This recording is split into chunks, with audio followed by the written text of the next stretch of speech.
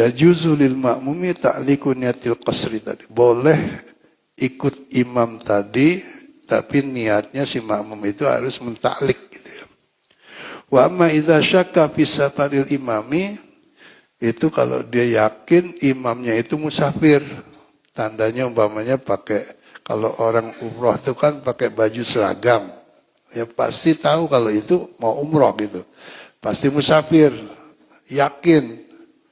Tapi yang dia ikutin ini imamnya, wa amma idza syakka fi safaril imami, jika si makmum itu yang mau ikut imam tadi yang dia tidak tahu qashar apa enggak, tapi si imam itu tidak ada indikasi sebagai musafir. Kalau tadi saya bilang gampang tahu mengetahui orang itu pasti musafir enggak ya dari seragamnya aja umpama kalau di bandara ya. Atau punya tas gede, bisa juga sholat di sampingnya tasnya gede ya. Ada indikasinya lah, ada tanda-tanda. Tapi ini enggak sama sekali. Kalau memang tidak ada sama sekali tanda-tandanya, fala yajuzu ta'likun niyah. Maka si makmum itu tidak boleh niat dengan ditaklik tadi.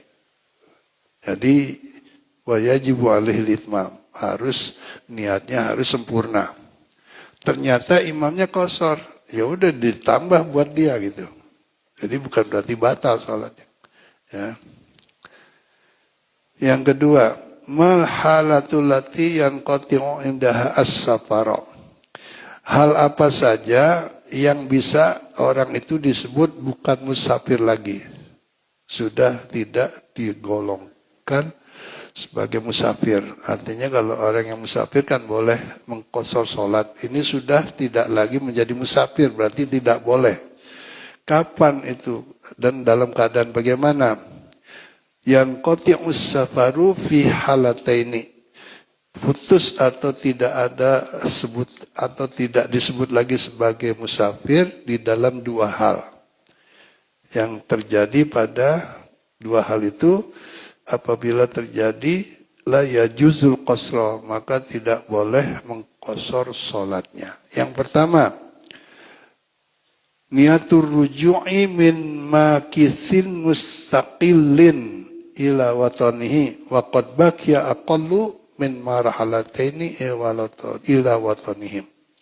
Yang pertama, jika si musafir itu niat membatalkan kepergiannya tadi di tengah jalan, mau pulang aja deh gitu, mungkin dapat telepon ada sesuatu yang dia harus pulang. Nah, syaratnya ketika itu terjadi sebelum melampaui 2 marhalah, sebelum 82 km, umpamanya terjadi gitu ya. Wa qad baqiya aqallu min marhalatini wa huwa min makisin mustaqillin, dan orang itu bukan yang ikut, tapi ya seperti orang yang jadi istri ikut suami, itu beda. Jadi dia merdeka, bisa nentuin, bisa membatalkan pergiannya atau enggak, itu karena memang dia tidak terikat dengan siapa-siapa. Tapi kalau seorang istri umpamanya, itu tergantung suaminya kan gitu. Atau budak, tergantung tuannya. Nah ini orang merdeka yang disebut min makisin mustaqilin, ya, tidak ikut orang lain gitu, tidak ikut ada hubungannya dengan orang lain. Nah, di dalam hal ini tidak boleh mengqashar sholatnya karena niatnya sudah tidak melanjutkan bepergiannya. Baru di Cikampek, kan Cikampek baru 40 kilo gitu ya. Atau ke arah Bandung, sebelum sampai Bandung di rest area akhirnya dapat berita umpamanya dari Jakarta, dia harus pulang ke Jakarta, maka dia pulang lagi. Maka bagi dia itu sudah putus niat safarnya, sudah tidak disebut musafir lagi, karena sudah niat pulang sebelum 82 kilo. Tapi kalau sudah sampai di Bandung, sudah lebih dari 82 kilo, dia niat pulang, maka statusnya tetap disebut musafir. Gitu. Dari perjalannya itu dia boleh mengqashar sholat gitu. Yang pertama. Yang kedua, yaitu niatul iqamati fi baladin arba'ata ayyamin fa'aktsara. Ketika dia sampai di tempat tujuan yang jaraknya 80 km itu, niat untuk tinggal di tempat itu 4 hari atau lebih. Ya, maka itu juga sudah tidak disebut musafir gitu. Jadi sehingga tidak boleh mengqashar sholatnya gitu. Baik, kemudian masail fil qasri juga idza aqama fi maudhi'in liqada'i hajatin.